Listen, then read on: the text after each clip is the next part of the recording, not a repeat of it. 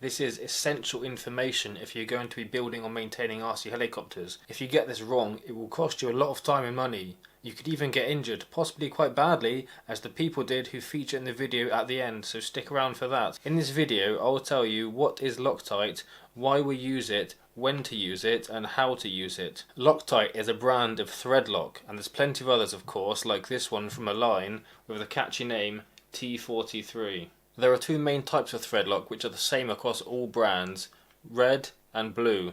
Red is basically known as permanent, so it's stronger, but it can be removed.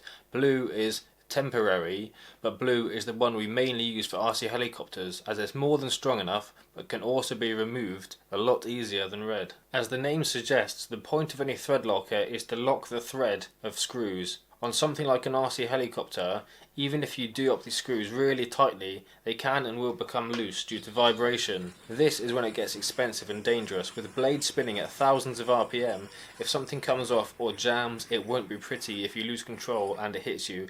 Or at the very least you crash and you have to rebuild it. So we use a thread locker to stop the helicopter coming apart in flight. This happened to me with a second-hand helicopter.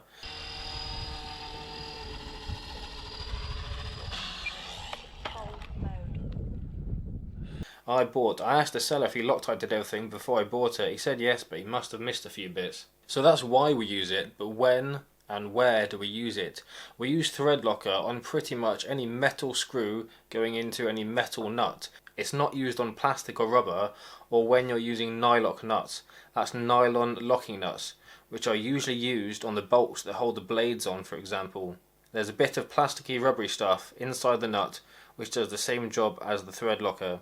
So to use it, first make sure the screw is clean and dry.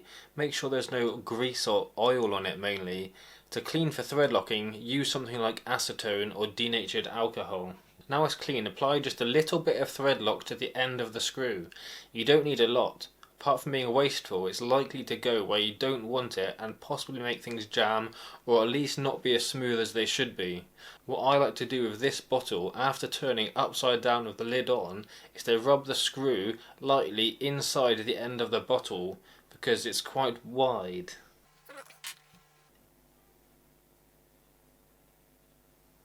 If you can't do this with your bottle, you can just pour a little drop somewhere and then lightly dip the end of the screw in it.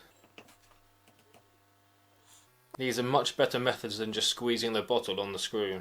Now you put the screw in and tighten it, and how it works is it remains liquid in the presence of air, but when it's screwed down tight and there's no air and it's in the presence of metal ions, it will turn into a thermoset solid plastic. It will set in about 10 minutes and fully cure to a fully hard plastic in about 24 hours. Now when it comes to removing the screws again eventually, you'll be fine using normal hand tools if you use the blue stuff. You might find you have to use a bit more force than expected, then it will suddenly give way, feeling like it just snapped. But don't panic straight away, it's probably fine. It's just the bond breaking on the plastic, the Loctite and the metal. If you use too much by mistake and you're struggling to get the screw out, be careful you don't round off your tools, or worse, the screw itself, because it will be stuck forever. In this case, if you used red thread locker, what you should do is apply some heat to the screw. You'll need about 250 degrees C for a minute or so on red thread locker, so the best way is to hold a hot soldering iron onto the screw for a bit until the thread lock has softened. For the more experienced guys, if you have any top tips, leave them in the comments, and as promised, this is the video I mentioned earlier.